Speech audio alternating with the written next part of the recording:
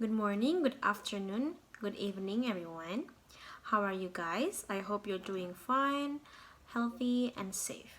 So, in this beautiful day, I will start this online seminar about something that I know a lot of you will feel related with this topic as a student or in general as someone who will step into adolescence age. It is loneliness at universities. We're going to talk about the determinants of emotional loneliness and social loneliness among students. Today's seminar, we're having Michelle as the speaker. As you guys know, she's one of our classmates. Even though we can't physically meet and interact, I hope you guys will enjoy this seminar. Thank you, Yanda, for introducing me to everyone, so I don't have to introduce myself again. Yes, I'm the speaker in the seminar today.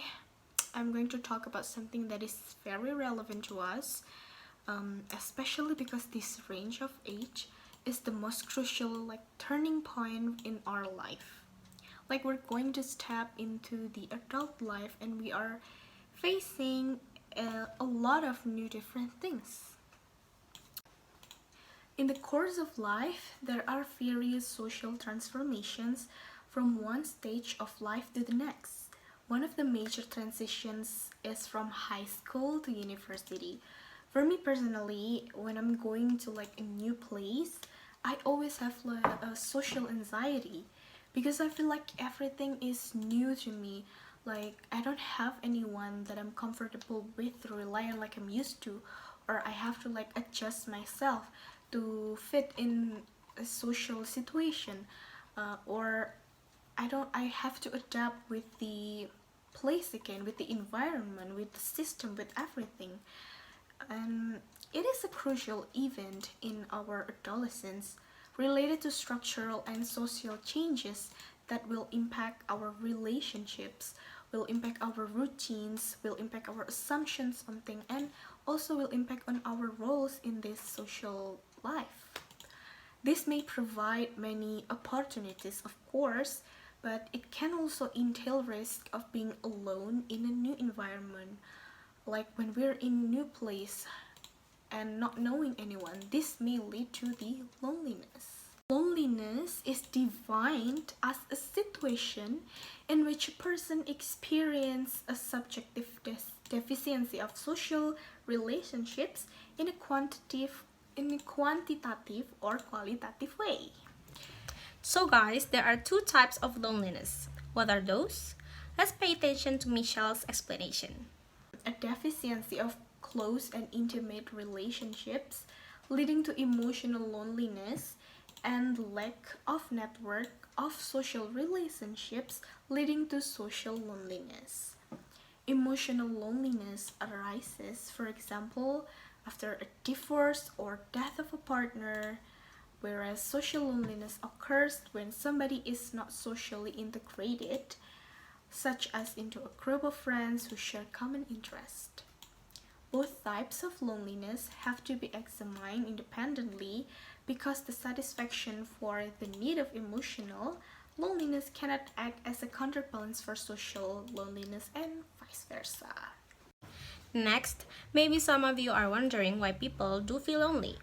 Here's Michelle's explanation about the reasons why do people get the lonely feeling. There's a lot of cause why people feel lonely, and every person is not the same. Every person is different.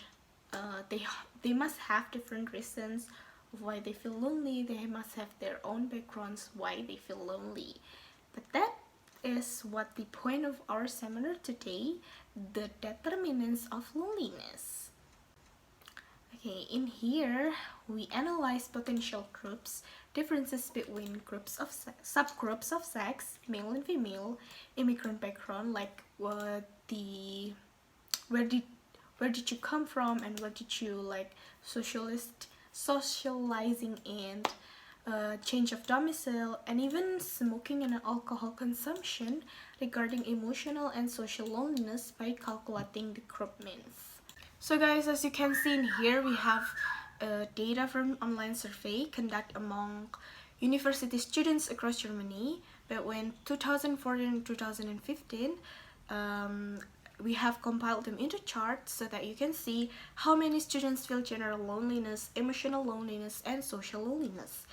This is actually a pretty self-explanatory chart, so you can take a look at them for a moment. And then I will move on to the next table. This is a table that shows the sociodemographics about emotional loneliness and social loneliness. It's pretty complicated, but I will tell you, the higher the score is, the higher emotional loneliness or social loneliness that they feel, and the lower is the least of feeling of emotional loneliness and social loneliness. So what things could be affected by loneliness? Loneliness can affect both mental health and physical health. And in a mental health, they can lead into anxiety, depression, suicidal thoughts, and even suicidal attempts. In a physical health, it can affect their lifestyle, because how people cope with loneliness are always different from one to another person. And smoking and drinking is one of the most thing that people go to when they feel lonely. So here we have healthy ways to cope with loneliness. The first thing that we can do is to improve our physical activities. Research found that physical activity is such a protective factor for social loneliness. And then we can also do networking. When we found a lot of new people or joining a new social group, we can also cope with our loneliness because we can interacting with others and stuff. And then we can also enhance our productivity. If we feel lonely, we can just do something that is fun and make us happy, or doing something that boosts our creativity. Or basically just do something that make us happy and doesn't think about our loneliness. If you feel really sad or if you feel really lonely, you can seek for professionals or go counseling so that you can leave the weary feeling in your heart, and that thing is also a great way to cope with your loneliness. The next thing that we can do to cope with our loneliness is to spend time with your closest relative, because if we spend time with our closest one, we can feel comfortable and we can forget about our loneliness. You can spend your time with your partner, with your significant others, with your best friends, or with anyone that you feel comfortable with. Alright, thank you, Michelle, for the material that you have delivered to us. And let me conclude today's material. So loneliness was an important topic not only in older ages, but also in adolescence and emerging adulthood. Their results provided the first evidence of an association between loneliness and transition-related changes in health behavior in this age group. We found that physical activity is a protective factor for social loneliness. Therefore, offering structured university sport programs may help to increase the proportion of physically active students. In addition, loneliness was associated with feelings of depression and anxiety. Introducing and establishing support networks, self-efficacy courses, and contact persons for support and counseling may be valuable. Previous research found that support, especially from friends, can reduce feelings from loneliness.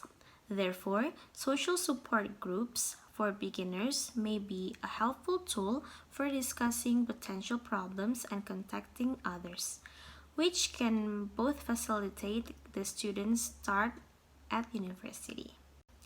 In addition, curricular changes may be helpful, and as indicated as COSHAC, showing that cooperative learning can reduce loneliness.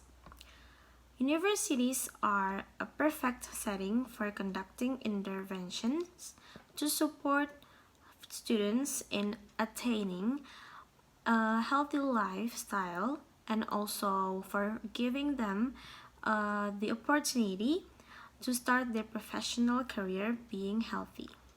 Giving support at this stage of life is important in preventing lonely students from being trapped in loneliness as they age. So that was our seminar.